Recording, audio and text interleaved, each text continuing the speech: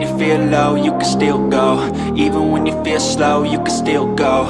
Even when there's no hope, you can still go. I never answer to no, man, I still go. Go, go, go, go, go, go, go, go, go, go, go, go, yeah, go, go. Hello, everybody. This is Joseph Hasek, and welcome to the Fired Up Network. Welcome to Maple Leafs Forever, and welcome to my good, close personal friend, should be in the Writers Hall of Fame, Toronto Star's own Mark Solinsky, as you could see it. Maple Leafs Forever, Leafs Talk. What a wait!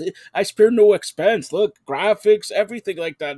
Mark, you come a long way since I carried you in the '90s in the Toronto Star. Anyways, let's get to Maple Leafs, first of all. Brad Treliving is the new GM of the Maple Leafs. He had an introductory press conference Thursday. Didn't say much. All right. He said the most important thing is to sign Austin Matthews. The second most important thing is to settle the coach. The third most important thing, the core, is not the core, but is the core. All right. And that sums it up. Don't you agree? Yeah, I don't think he could have been more obvious, and I don't think the list to do is could be more obvious there, starting with Matthews. So, what do you think? Do you think they trade one of the core four? Do you think, and how much would you give Austin Matthews? Well, we'll start with the core four, Joe. That it is still a very all over the place question because there's so many answers to it. From what I understand, they're going to come back intact. I think they have the money for it. They'll probably get rid of some other players because Nylander and Matthews can be extended. Marner next year, so who knows? Maybe they'll do all three and lock them all up. The reason I say that, Joey, is because we've gone over this subject before about star power in Toronto. When you not necessarily have a team that wins, but you can pack the seats because you have top stars in the uniform. With Toronto, that seems to be the case. I mean, the Leafs are, I think you and I could skate for the Leafs and they'd sell tickets because it's the Leafs. But nonetheless, we're talking about the core four here are very, star elite level players who can command seats. They can command a certain figure for sold out audiences. Now, if you took one of them away, two of them away, would you still sell out? Yes. Yeah. Would it be more interesting? Probably. But it would also be cheaper. I don't think the Leafs are going to go cheaper, which brings us to our second point about Matthews. Matthews' negotiations are going to be real simple. He's going to give the Leafs a paper to sign that says, I want X number of years at the maximum amount, which when I think it's the cap's going to go up $1 million. So that should be, I think he can make 15, 16, 20%, whatever it is, 15, 16% of the cap. So you figure that math out, it's 14, 15, 13, 14 mil. You sign it. And if you take more than an hour, a couple hours, adios. We're going to go look somewhere else because obviously the market for him is probably lined up from here to the North Pole and back. So I in terms of Matthews, money term is going to be set straightforward. They're going to have a certain amount of time to reply, and it's not going to be long. And they're going to have to sign it, and away they go. And Matthews will be here. If not, well, where'd he go? He can go anywhere he wants. I think, judging by what he said and from what we talk about, that he wants to be here. There's all kinds of talk that he could be on the West Coast. He could be in Florida. He could be wherever he wants. New York, he could just play great and be anywhere he wants. Does he want a bigger, city than this, like LA or New York? I don't know. This is a great city for him. He's been here 7 years. Everything's lined up for him. It's his home away from home. His parents can live here with him. He has one or two private cooks, at his home to when he wants to entertain. Everything's done. He's established here, so I don't see what the problem would be in terms of him wanting to leave, unless there's something extremely lucrative somewhere else, or he just plain wants out. But I do think with Matthews and the core four extended have, I believe in their heart and in their mind, they think one more shot at it, that they'll be successful this time. So I think all of those things combined will give us a picture next year where Matthews and the core four are back for one more kick at it, and we'll see how that goes. Treliving is not shy in making big trades. He did it for Calgary with, unfortunately, the guy who's probably going to be the MVP at the Stanley Cup, Kachuk, and that's a guy they certainly, somebody like him, that's who the Maple Leafs sorely missed. Like 20 years ago, Darcy Tucker, Shane, Gary Roberts, somebody who could, and they thought they had that in Ryan O'Reilly, but he's a little bit older and all that. So he's not shy in making trades. But here's the whole thing. What do you do with Keith? Because yeah, I don't have to tell you. We'll talk about Dubas going with Pittsburgh, but you already know if they don't sign him, if during the year they fire him, you know who's going to gobble him up. All right, you know who's going to gobble him up and all that. We're talking about Pittsburgh. What is he going to be okay being a lame duck coach? That's a great question. I think if he comes back, they'll sign him to an extension. That's what he'll want. He'll want some kind of assurance. I think he's got a year or two, maybe possibly A year two. left. A year left, yeah.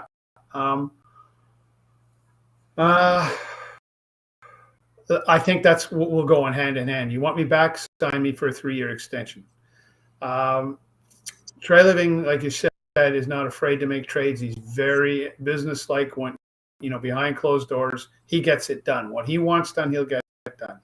First and foremost, I think the fact that he wants to book a plane trip down Arizona to talk to Matthews is something that's indicative or a sign that they want Matthews here. They're going to do what it takes. He said communicated with the coach. I don't know if he's communicated in person. Perhaps they're doing that as we speak. That is it's a 50-50 proposition. It's not what would appear to be a slam dunk for Matthews. Is not the case with Sheldon. There's a lot of good coaches out there who can, come and do the job here. And it is the GM's option to put the coach who he wants in. In Treliving said, he's in a certain situation. That's business. That's the business of the game. And that is not an endorsement of Keith in any way. He did say he liked what Keith did, but he's a coach who likes GM who likes checking. I think he likes a little bit more toughness, roughness, robust forecheck. I don't know if Keith is the coach for that. Keith and Dubas had a blueprint for a much more puck possession type game.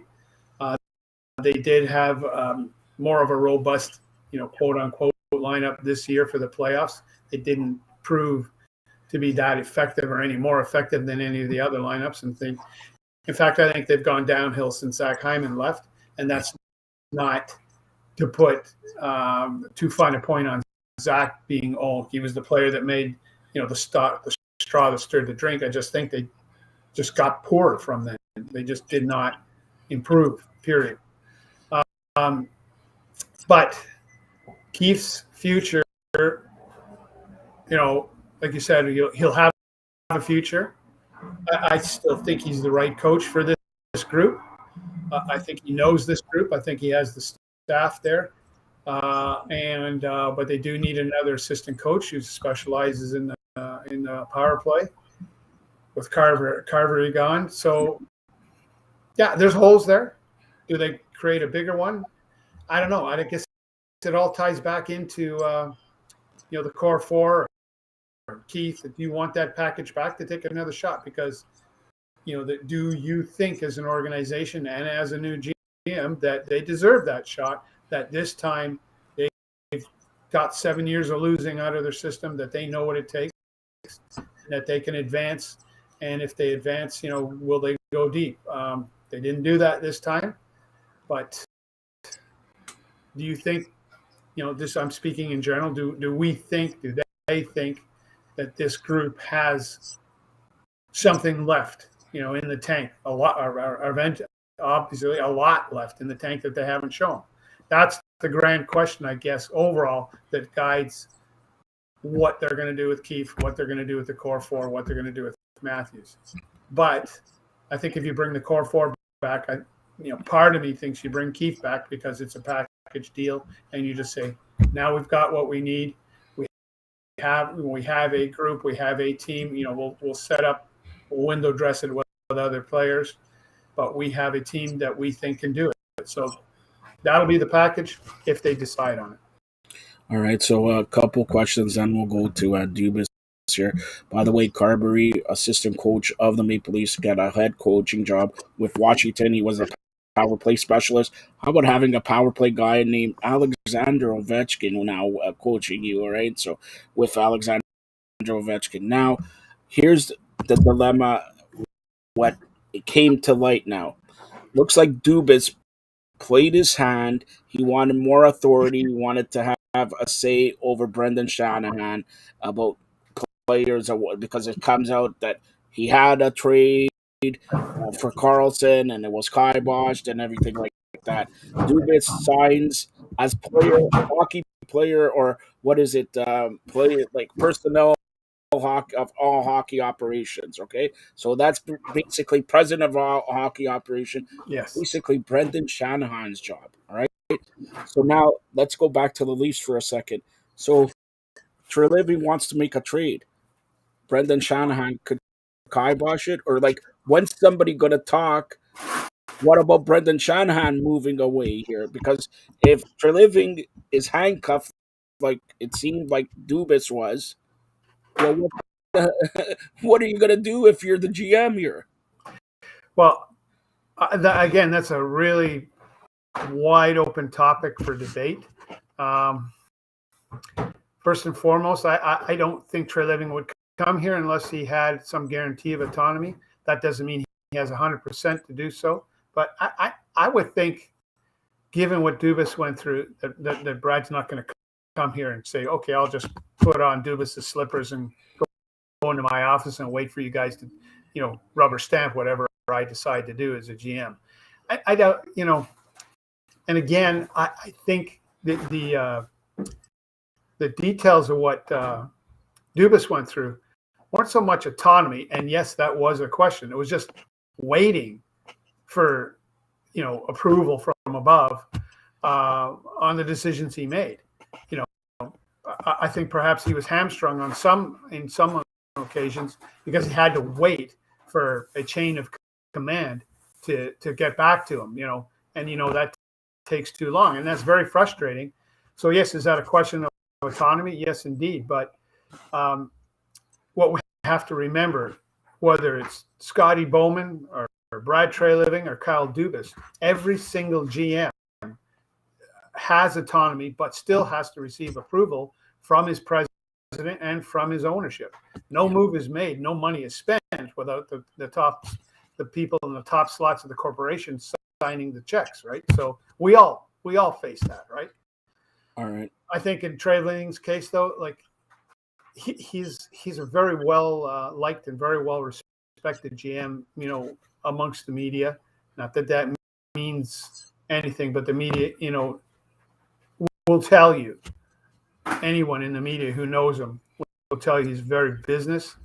Very, there was a debate the other day that people said, is he an elite GM? I think he is. The argument fell on both sides of that table, but I think Treliving is an elite GM. I think he's the right guy for this job. I think you're just saying that because he listens to you, unlike other GMs. So Mark Solinsky is in Brad Treliving's ear. So Mark, whatever I tell you, tell him, and then we'll win the cup. Oh yeah, whatever. But, yeah. No, but right here, baby. Yeah, here's the whole thing. Hopefully, they found the right man. Hopefully, he can make, because once you read all these rumors that they had a trade for Carlson, that's one player that the Maple Leafs sorely missed since Borja Salming. We Yeah. talked on Boryasami. If that is true, shame on whoever kiboshed it or whatever, and some other moves or whatever. But Yeah. I digress. I'm going to go to Kyle Dubas, and then we'll preview the Stanley Cup here. It turns out Kyle Dubas played his hand. He met with. He's not sure if he wants to be, told on his family and everything like that. It seemed like he had something in the back pocket, and I'm going to say this to Mark. Marty Roberts. He broke. I went back.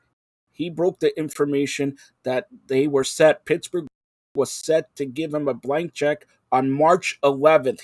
He broke that news. He broke that news on March 11th that Pittsburgh was looking at Dubas and was prepared to give him a blank check. We all did not know it was president of hockey operations. So that you could see why he moved up, because he did what he did. He's the GM. Then somebody offered him probably more money, probably more autonomy. He has the say. And if you look at it, I'm going to equate it to this. Maple Leafs have Matthews. They have Crosby. Similar. I know older, but you know what I mean. Malkin, Mitch Marner. Okay, both of them don't have a goalie. Okay, Pittsburgh has Chris Letang, a stud defenseman. Maple Leafs don't have that, but it's a similar team. Now, what can Dubas do? He's not the GM, but he's the president. Can he mix? Because he was good at mixing, but not the right type of play for the Maple Leafs. Can he do that for Pittsburgh? Well, he can. He's going to have to do something. He's got a goalie, Christian Jerry, who they got to make a decision on, and then where do they go from there? He is, as he said yesterday, going to be the interim GM for now, because they feel, because it's June 1st or the beginning of June, that it may be too late for them to go through the process to ask other teams for permission to speak to prospective GMs, and then get them here and then get them ready for the draft for the July 1st free agency season. So he's going to have both titles until further notice, though the GM is interim. So yes, he's going to have a direct impact there. But one thing I think that he was smart to do was obviously have a very long conversation with Crosby, because Crosby's in the thread, the ilk of a Mark Messier, a guy who can make or break you as an executive. If he likes you or not, then if he doesn't, you're in trouble. Messier has, and there's a guy there was talk about him being a GM. Who knows how he'd be? I don't know his experience, but nonetheless, a big figure. Crosby's in the same ilk, so Crosby's going to have a big say in what goes on there, probably more than Matthews. Now Trey Living's going down to talk to Matthews and see how that dynamic goes with Matthews. How much, if he stays, how much of a say is he going to have, and what comes to this team? How much are they, because you have to talk to your players, right? You're not just going to go out and acquire so-and-so and so-and-so without asking the players. That's what your captain is there for. That's what your leadership group is there for. They all talk, right? And like you said about Dubas in Pittsburgh, I mean, on the surface, that's collusion, right? If they talk to a guy, but we all know that happens every single day of the year, whether it's March or whether it's September or whether it's July. Everybody's talking to everybody. Everybody's setting things up for the future.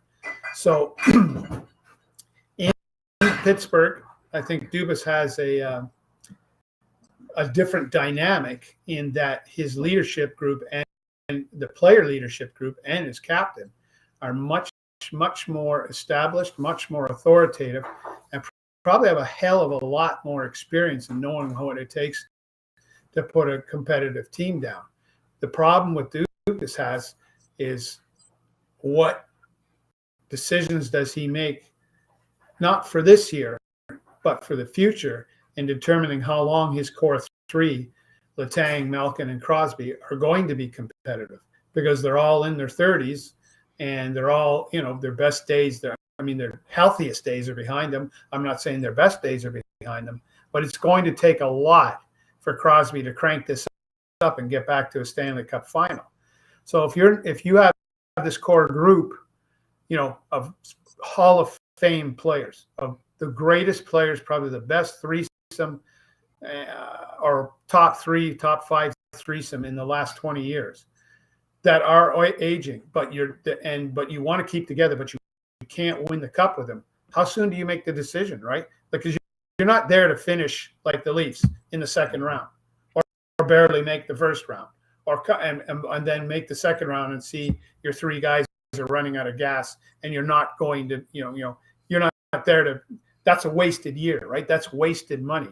You're there to win, or you're there to rebuild and then try to win from the rebuild. So that's the problem Dubas has. He has to figure that out real quickly. And that's a tough thing, because how do you go to Sidney Crosby and say, you will retire as a Penguin, but Malkin and Letang, we're not sure. And, and you've got a superb, and I mean a superb ownership group there with John Henry and Tom Werner of the Fenway Sports Group. Yeah. John Henry is, I've met him in the past. Some people think other things of him, but he was a man who, with the Red Sox, was disappointed with their finishes. I mean, they won the World Series, but a couple of times they were very poor.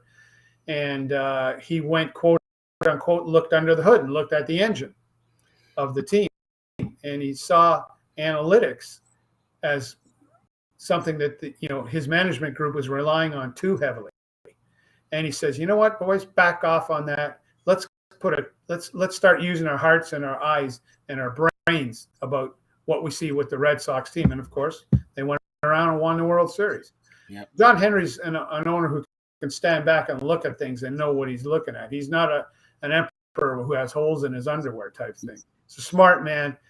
And Dubas is probably in a place where his experience and his youth will be well served in Pittsburgh, but the support group around him, they'll be very supportive, probably more so than here. And I think that's what really sold him. But he has a difficult job ahead of him. He's going to have two hats on. He didn't go there for that, but I'm sure he knew that was going to be the case. In the second place, though, what do you do with those three players? Because you can't keep holding on to it. Like Crosby will retire in the jersey. Ovechkin will retire in his jersey in Washington. But you cannot keep running this thing out and, again, struggling to make the playoffs and or finishing out in the second round. That's what you're there for. You got to win. That's what Dubas has got to eventually put that puzzle together. And that's not an easy task right now.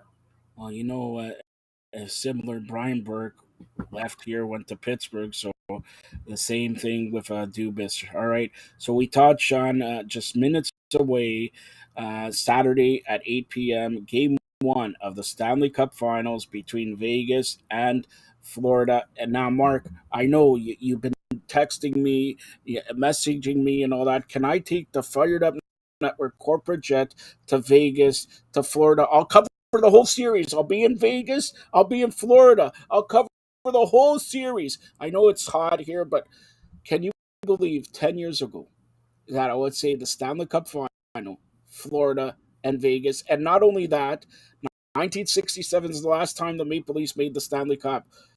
Vegas, 6 years in the league. 6 years in the league and have made it twice. All right? That use Greek math. That means once in 3 years. All right? That's it. That means once and we haven't been, I say we as a collective Maple Leafs, since 67. Unbelievable. All right. So Game 1, minutes away. Who do you got in Game 1 and who do you got in the series? Joe, you always put me on the spot. And this one, I've been thinking about this because I knew you were going to ask this question, and we always talk about it. And wow, I'm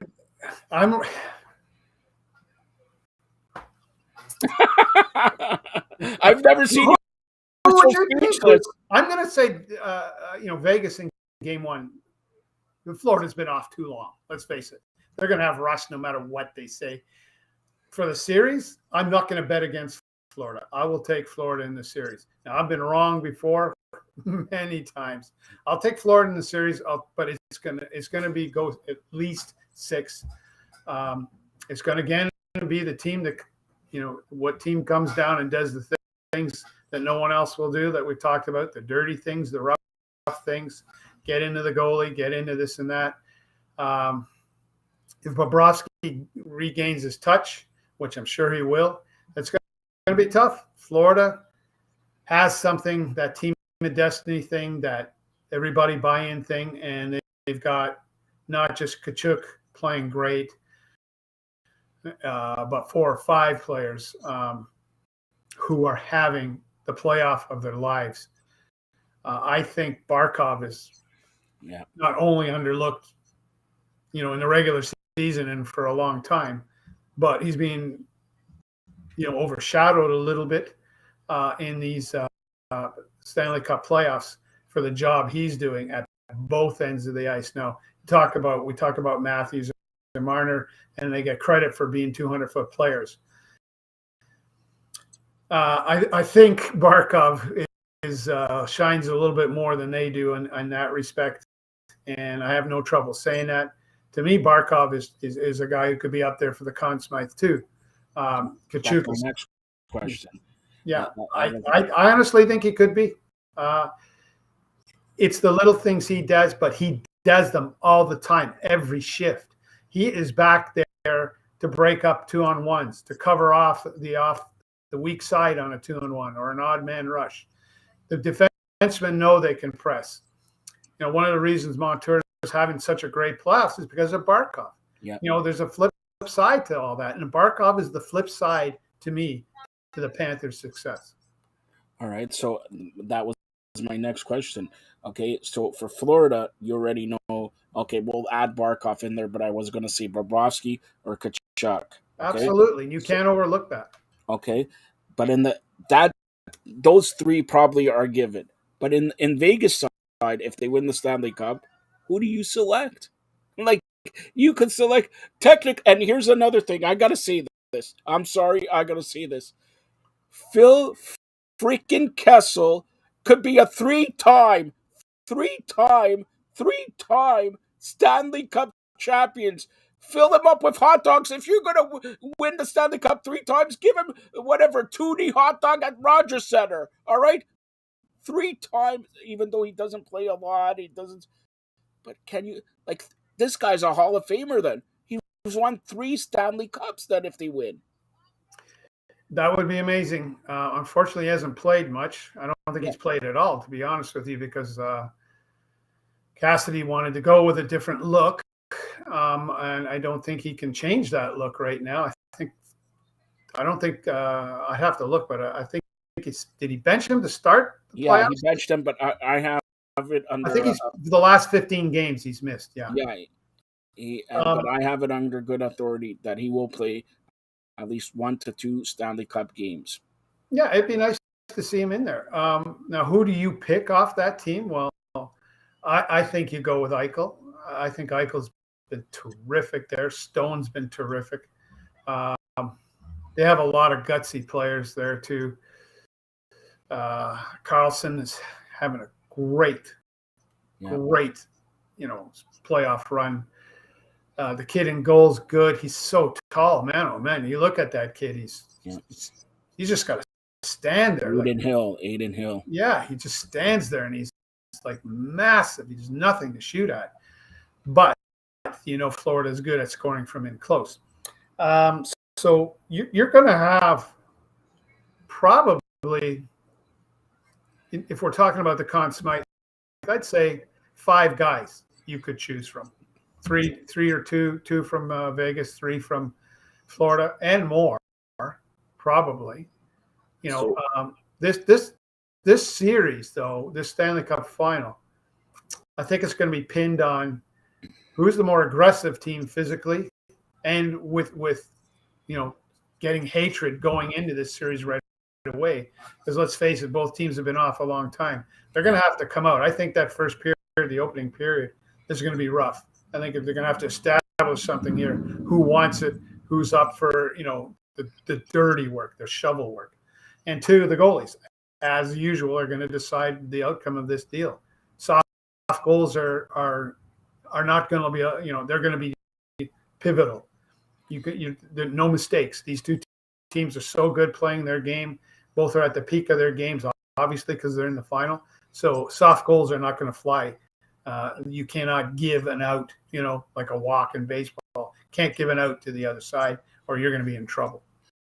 So who do you think is a better story for National Hockey League? I mean, Florida, Cinderella, great story. A lot of hockey fans in Florida. And by the way, in Florida has won almost all the championships in the last 5 years. I'm talking about Tampa. Florida is still the same state. And Vegas, if Vegas wins, we're going to be partying like 1967. All right. So and Vegas has a NFL team now. It looks like they're going to have a basketball team also, and I don't have to tell you. There's talk of Oakland moving to Vegas there also. So if Vegas wins, that's the first big championship for Vegas. They'll probably party for another 3 years, right? Till they win the Stanley Cup again, right? The third time in 9 years.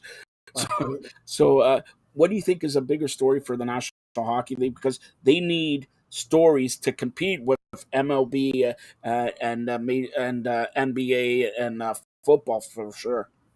Well, I think Vegas is, if I was to answer your question, I'd say Vegas because we've seen the atmosphere there, the game atmosphere, stupendous. They do an incredible job there. It is absolutely fantastic. You just stop watching the Showgirls, all right? I know. I see your eyes. Okay, sorry. No, in all seriousness, they do a terrific job there, and it's a showcase for what pro sports can look like in a town that was previously thought to be dangerous for a pro sports team because of its gambling background. Now, the NHL can't lose. This may not be the most widely viewed final based on the markets, but ever since Bettman became a commissioner, I believe back in 92, 93, he has taken the league to the sun belts, to the sunny climes. Now you have success stories in 2 Sun Belt cities. So that's good for the league in that, for obvious reasons, it shows a competitive team can come into a non-traditional hockey market and not only thrive, but compete for a league championship. So this has, that edge to it. It has that intrigue to it, wrapped in a theme that this is a Stanley Cup final that features 2 teams, non-traditional teams that have been there, that are not usually there in markets that are not usually talked about. So that's great. That's you can't write that any better for the league. I think the league would be very happy with that. I think the TV numbers will be better than people expect. I'm really intrigued myself because I just want to watch good hockey. I think they're both good teams. But that opening in Florida and then the light show and the in-game features they do, spectacular. Absolutely so well thought out, just spectacular. And I think it's going to make for great TV in itself, great hockey theater. And I don't think you could ask for anything more, even though, as we say, this is not the 2 teams you would have bet on back in September to be here. All right. And by the way, here's a scoop. Nobody else has this. Gary Bettman has called me, and I wanted to perform the national anthem before the game. Like, look, never mind. But he has gone. He has gone to Celine Dion. All right. Expect big time singers for Vegas games at home, singing national anthems, singing the periods and all that. They're going to put on a spectacular show in Vegas. So who do you got again? Vegas for game 1, Florida for the series. All right. And we can't forget to mention, because nobody else mentions it in the world, your book, Norma. I hate that name, by the way. I hate Norma. Can we change it to put it like Joey or something like that? But tell us how the book's doing. Tell us where can we purchase it and everything like that. Well, you're always kind, Joe, in giving me this opportunity, and I really appreciate it. Yeah, the book's it's kind of, I guess, what you call it, lukewarm. It's I have to market it myself. I'm working full time at the Star. It's busy, so I haven't done a great job with that. But it's moving. It's on Amazon or Walmart online. You can order it anywhere online. Go to the bookstores and order it online. Or buy it from Friesen Press in Vancouver, people who published it. So it's very easy to get. It'll be at your door within a week, and that type of thing. I think it's a nice summer read. Very easy to read. Not a super long book.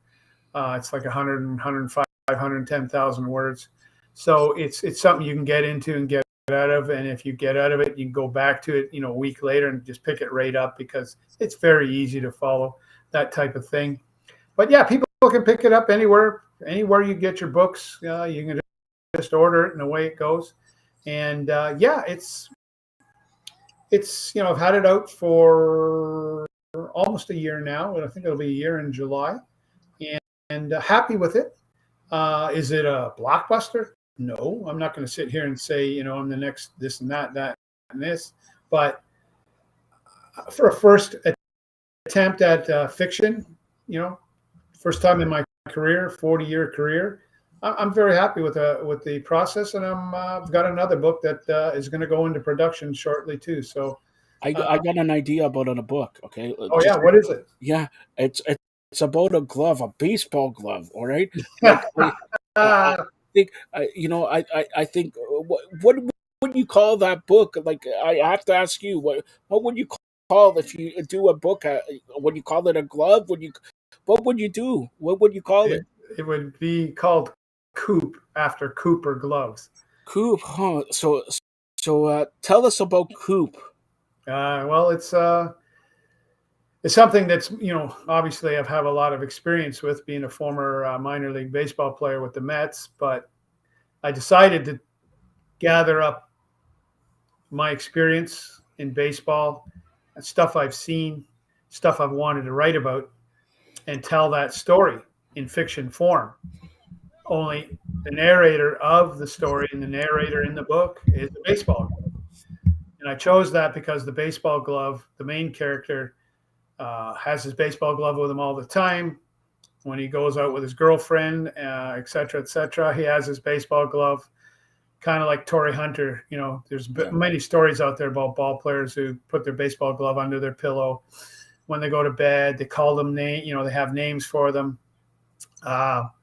So that really intrigued me, and that here's a chance, like sometimes people have dogs who are narrators of the story, or pets or whatever. I've thought this would be unique, and wrote a whole book on it. It's longer than normal by about 15,000 words. Wow. Really had a blast writing it. It went, back down memory lane, but way back into the far reaches of my heart about some stuff that, I probably would have never told people before, but somehow when you get behind a laptop and your keyboard, stuff comes out. So I'm happy with it. It's going into, it's been approved and all that. So it's going to be edited, and then, we'll probably bring it out hopefully by the end of the summer.